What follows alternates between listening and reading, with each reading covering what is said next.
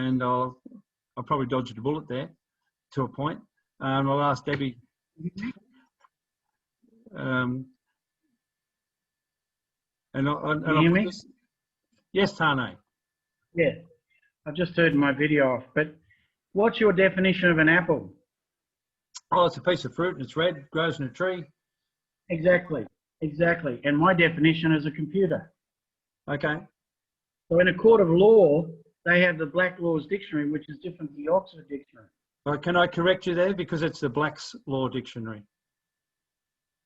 But they're practicing jurisprudence, which is the law of fiction. So Yes. they can make up any language. You have no chance. And they're practicing that you're dead. So what part, when you go to court, that you're dead, that gives you the permission to speak?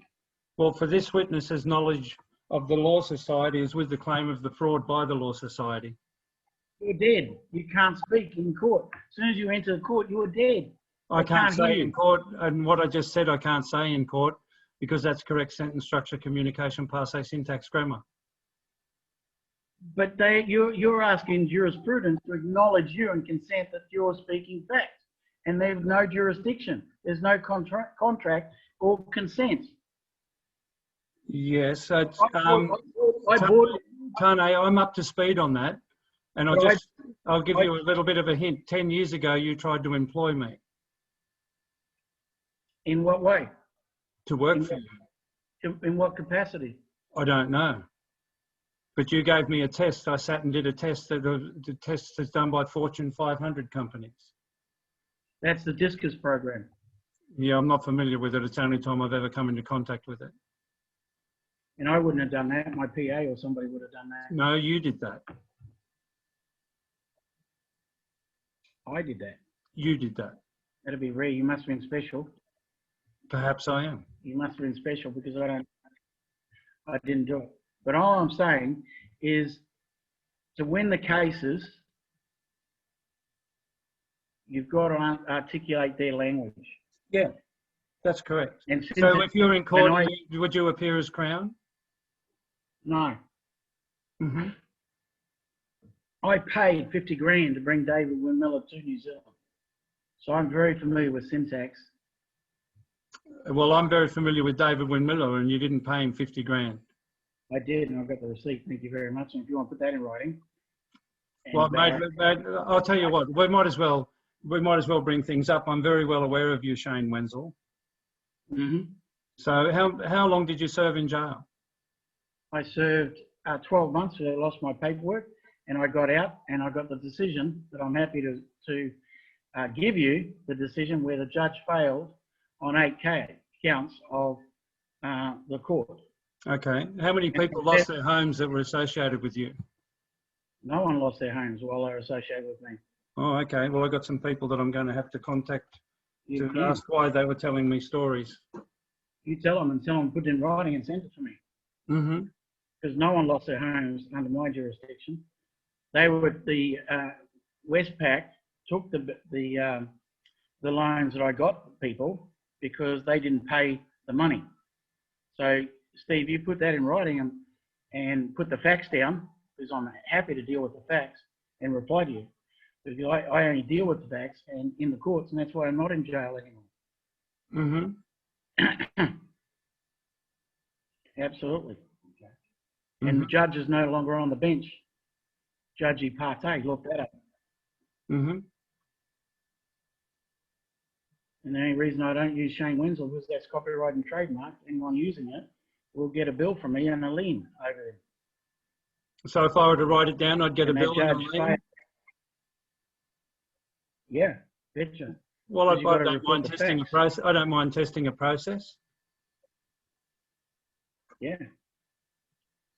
So I'm here to educate people and give them the wins and the facts of the court. Because it's not hard to give the facts and not the propaganda. Mm-hmm. And I don't recall you may, but I've had 2 heart attacks, a stroke, and I'm still here. And I'm just about to enter the courts over here in New Zealand. Didn't you say you're in Australia? Oh, sorry, in Australia, but in New Zealand as well. Mm-hmm. And Canada. Well, that should prove very interesting. It will. Watch this space. Okay, so what did you want to contribute for people this evening? Was there? Well, just the language. I just want people to be aware of the language and don't enter the court, because as soon as you enter the court, you'll be under the dead system. And don't use your last name. Go to the births, deaths and marriages and get your first and second name born certificate from the hospital, and then deal your name as that only, because that says that you're a Christian and that's your given names. The last name is not yours. Mm-hmm. It's your family's, and it's not yours. Yeah. And it can't be joined because it's a corporation. And and then just go to Genesis 1:26 and read it for what it is, and then ask the court on paper questions. What?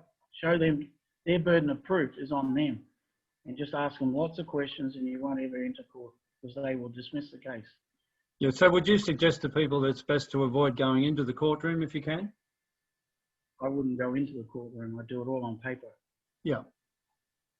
Absolutely. If you go to court and they haven't dropped the case, you've made an error in your paperwork. Yeah. Because he who makes the claim's got to prove the burden. But if you just ask the questions of them and keep asking questions, you'll corner them. You'll corner them. And you do that through the 5 steps of disclosure. Letters of rogatory, discovery, subpoena, and a very good American guy's put a serious software together called Jurisdictionary, and he states it out there in videos. Mm-hmm. Discovery. Start with discovery. Mm-hmm. So are you working with any other people at the moment, Tane? Yes, I am. So is there anyone we're likely to know?